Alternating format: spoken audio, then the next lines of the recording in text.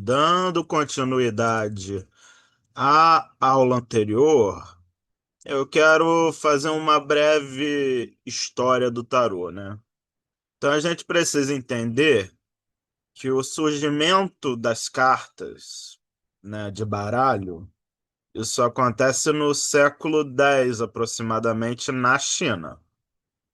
E a partir disso, a gente tem desdobramentos. Até mesmo porque a China também é o país, né, onde se originou o papel. Então faz até sentido que os baralhos em si tenham surgido lá.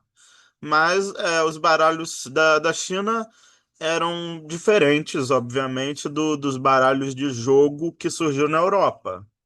Até mesmo porque o que inspirou mais o desenvolvimento do tarô no século XV, deixa eu botar aqui o XV, é o que realmente inspirou o desenvolvimento do tarô no século XV, foi um baralho que era o mameluco.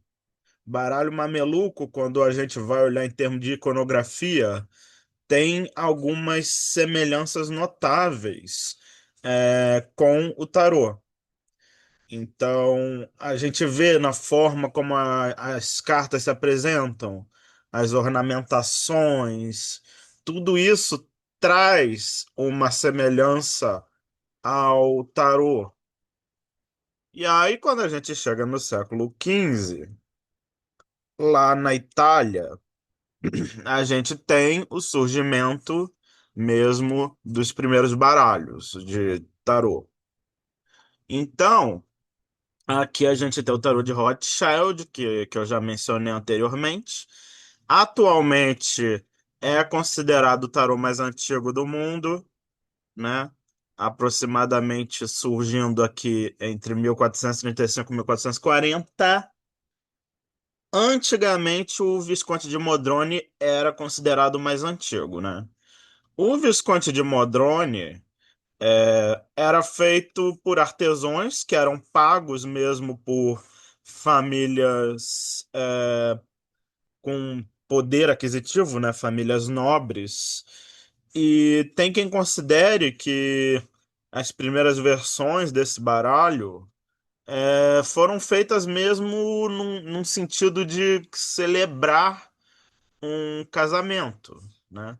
Que houve um casamento ali naquele período que ia unir a família Visconti com a família Sforza, né? Tanto que muitas vezes baralhos que são desse padrão aqui, eles são chamados de baralho Visconti Sforza, porque foi a união dessas duas famílias. Então, esse baralho foi feito em homenagem ao casamento, né? Foi um presente para a nobreza. Então, é ornamentado a ouro, é chique, é caro, é ostentação, sabe? Não é baratinho, não era.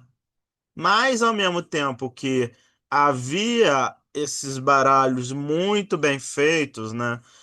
Com artesanato refinado, a população mais pobre também começou a ter versões barateadas, né?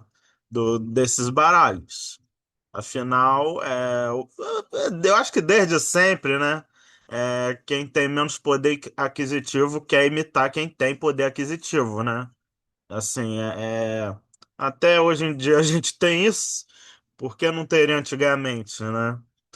É, e aí, lá para o século XVII, a gente tem o surgimento dos baralhos padrão Marselha, e uma coisa que a gente tem que entender é que é Marselha o nome, não porque surgiu na França, entendeu? Os baralhos de padrão Marselha, na verdade, eles surgiram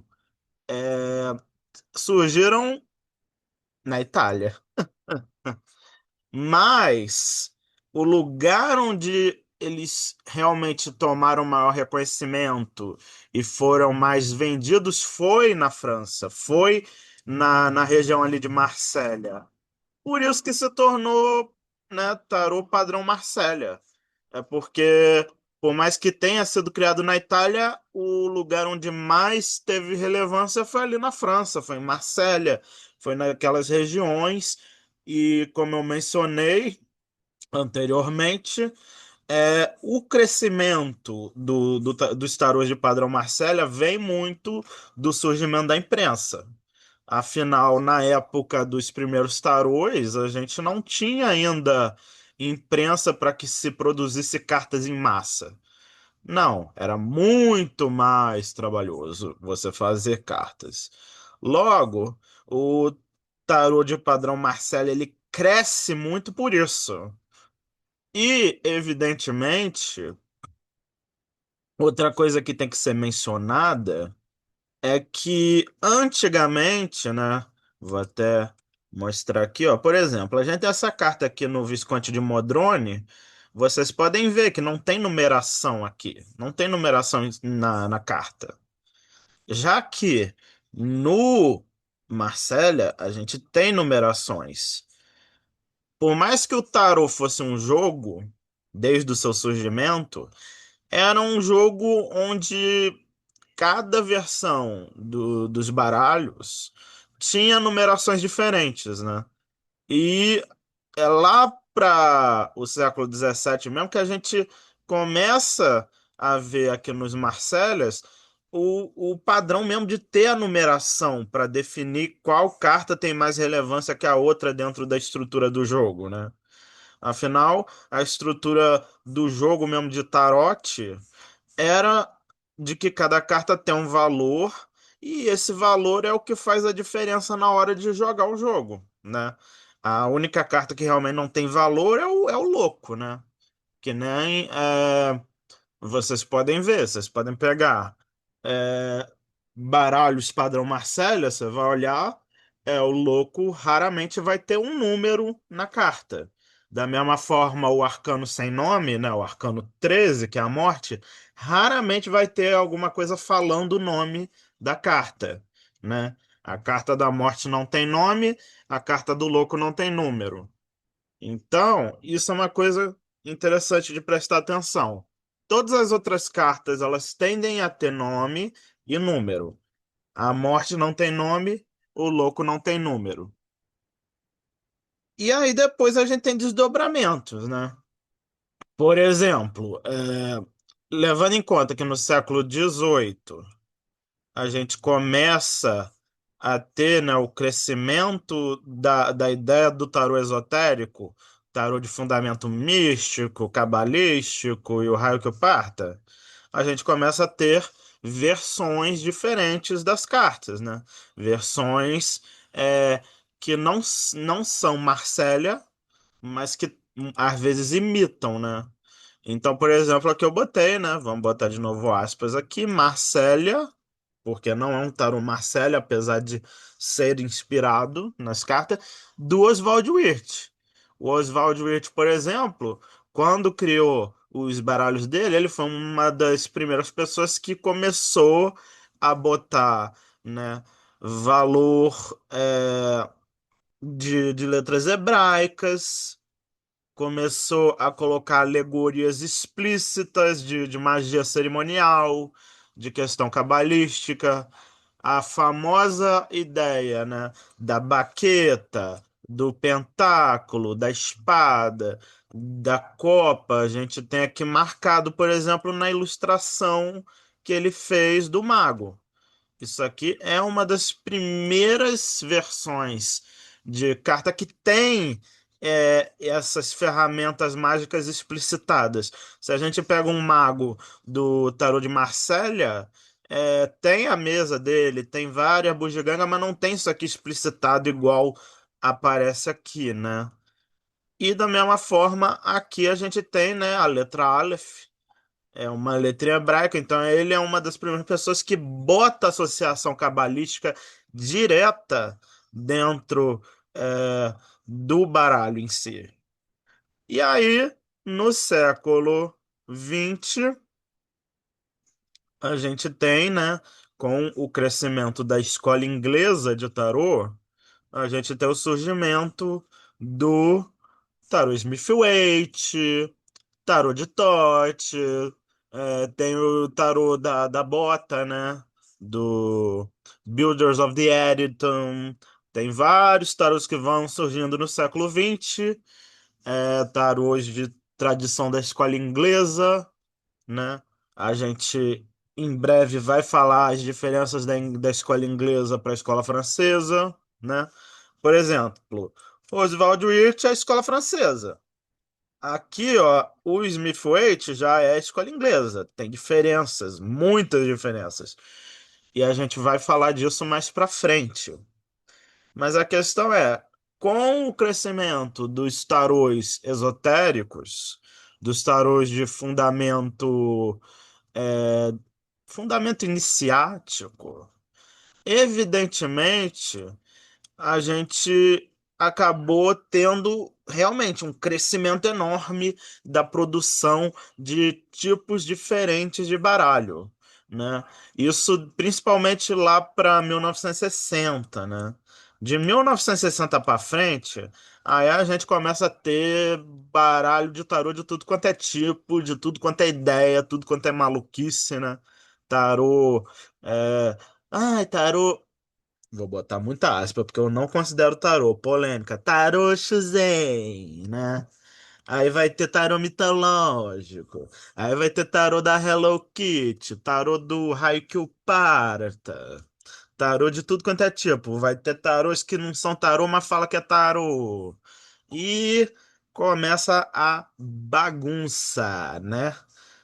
Mas são cartas e cartas. E tem alguns tarôs hoje em dia, tarôs contemporâneos, que tem muito charme, né? Tem muita qualidade. Mas também tem muita coisa que é nada com nada, né? E é bom ressaltar. Eu acho que assim, é muito bom que a gente tenha diversidade de cartas, diversidade de ideias, mas também, né, quando todo mundo faz tarô, é, todo mundo faz o que quer, né? E aí, vamos dizer que é muito diferente a gente comparar os primeiros tarôs mesmo, é, quando a gente coloca eles de frente para os tarôs que a gente tem hoje em dia. Que aí, nossa, é muita confusão. Muita confusão. Mas ainda assim. Tem tarôs que seguem estruturas associadas mesmo com as primeiras cartas, né? Estruturas mais tradicionais. Tem tarôs onde os ilustradores realmente sabem o que estão fazendo, entendeu? Porque uma coisa é você fazer um tarô sem ter nenhum fundamento sobre a história das cartas, e outra coisa é você fazer um tarô com fundamento histórico. Se você tem o conhecimento e o fundamento histórico, você vai seguir certas, diga-se de passagem, convenções, né? E hoje em dia muita gente não segue convenção nenhuma. As pessoas fazem o tarô lá do jeito que der na telha e acabou. Isso é liberdade criativa, né? Mas isso traz o debate, né? Qualquer tarô que tem hoje em dia é tarô, vale refletir. Eu só dou a minha opinião que não. Tem muito tarô que não é tarô, que nem o Oshuzen, que não tem nada a ver. Mó brisa, entendeu? Eu acho até bonitinho as imagens, mas não é tarô, não, entendeu? Tem 79 cartas, não tem 78. As imagens não tem nada a ver necessariamente com o baralho, os baralhos originais. Então, assim, tarô Shuzen é bonitinho, mas é uma brisa, né? Não, não é tarô na sua concepção, certo? E por hoje é só. Espero que vocês gostem desse vídeo. Qualquer dúvida, só mandar aí nos comentários, né? Se quiser também reclamar, reclame. Fazer o quê, né? Não sou Deus. Ou será que não? Tenha um ótimo dia, gente.